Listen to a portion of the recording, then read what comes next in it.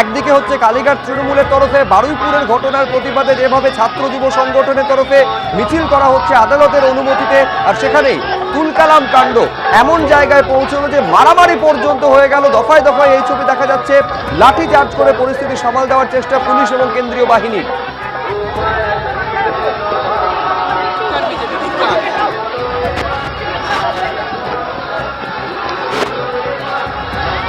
আমি আবার সরাসরি কথা বলবো আমাদের প্রতিনিধি ব্রতদীপ ভট্টাচার্যের সঙ্গে। ব্রতদীপ,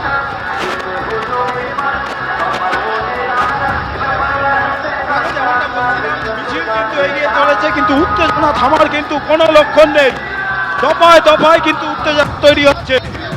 বিজেপি কর্মীরা তারা কখনো তৃণমূল কর্মীরা ধাওয়া করছেন, কখনো দেখা যাচ্ছে সামনে রাস্তায় বিজেপি কর্মীরা। এই সংঘাতের পরিস্থিতি থামানো যাচ্ছে না। গোটা রাস্তা জুড়ে মাইক বাজছে, এই মাইকে জয় শ্রীরাম গান বাজানো হচ্ছে এবং একই সঙ্গে রাস্তা দুধ হাত থেকে জোর স্লোগান হচ্ছে। কালীঘাট তৃণমূলের এই মিছিল যে রাস্তা দিয়ে যাচ্ছে সেই রাস্তা জুড়ে জোর স্লোগান শুধু।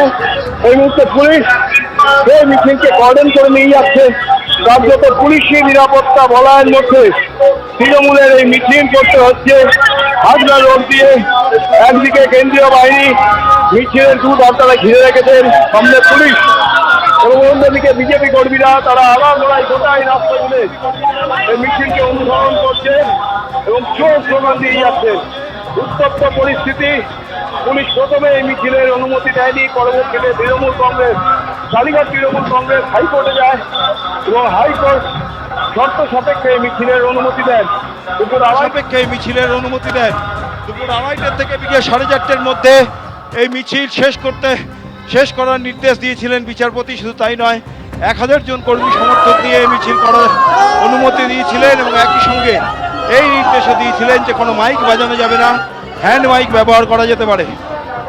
এবং তারপরে দেখা যায় আজকে দুপুরবেলায় কালীঘাট তৃণমূলের কর্মীরা যখন বালিগঞ্জ ফাঁড়িতে সেখানে জমায়েত করতে শুরু করেন, তখন থেকেই একেবারে উত্তপ্ত পরিস্থিতি। কারণ বিজেপি কর্মীরা তারা সেখানে মিছিল করে, স্লোগানিং করে, বাইক র্যালি হয় এবং গোটা রাস্তা জুড়ে বিজেপির তরফ থেকে মাইক লাগানো হয়েছে এবং সেই বাইকে জয় শ্রীরাম গান বাজছে। এবং বিজেপি কর্মীদের যেটা বক্তব্য যে এত বছর ধরে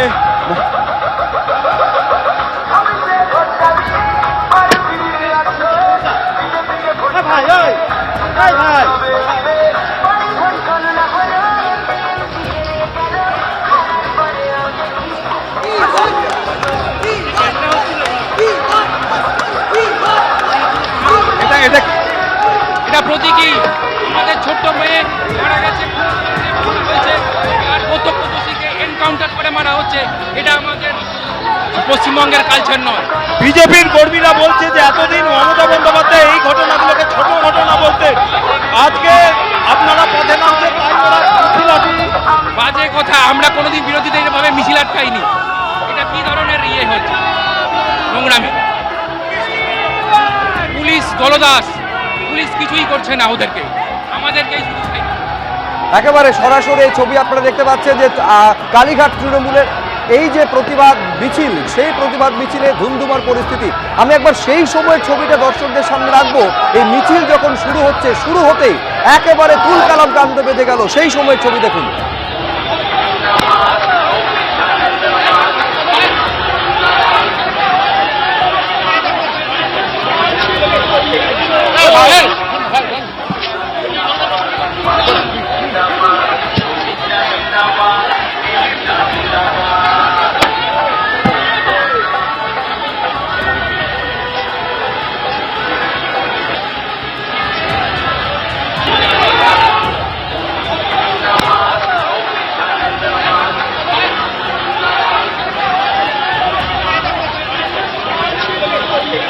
একেবারে স্পষ্ট নির্দেশ ছিল কলকাতা হাইকোর্টের যে 1000 জনের বেশি লোক নিয়ে মিছিল করা যাবে না, কোনো লাউড স্পিকার ব্যবহার করা যাবে না, হ্যান্ড মাইক নিয়ে মিছিল করতে হবে। শুধু তাই নয়, রাস্তার একদিক দিয়ে যেন যান চলাচল হয় সেটাও কিন্তু নিশ্চিত করতে হবে। কিন্তু একেবারে আদালতের নির্দেশে শর্ত সাপেক্ষে মিছিল শুরু হতেই প্রবল উত্তেজনার পরিস্থিতি। এখনকার ছবিটা জানতে সরাসরি আরেকবার ব্রতদীপের কাছে যাব।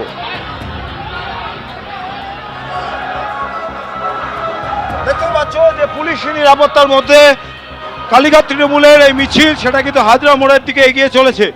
অন্যদিকে বিজেপি কর্মীরা তারাও কিন্তু একইভাবে এই মিছিলের সঙ্গেই যাচ্ছেন এবং তারা নাগাড়ে জোর স্লোগান দিয়ে যাচ্ছেন।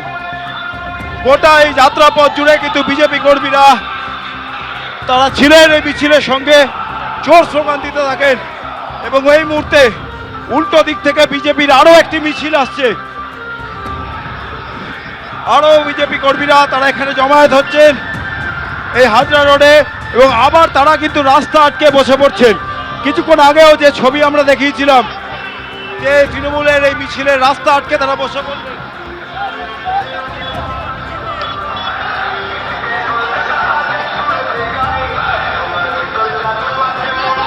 একেবারে দফায় দফায় উত্তেজনার পরিস্থিতি তৈরি হচ্ছে এবং তার মধ্যে দিয়েই এই মিছিল যে মিছিল মাঝে মধ্যে থমকাচ্ছে, বিজেপির তরফ থেকে চোর স্লোগান উঠে আসছে কালীঘাট তৃণমূলের যারা এই মিছিলে হাঁটছেন তাদের উদ্দেশ্য করে।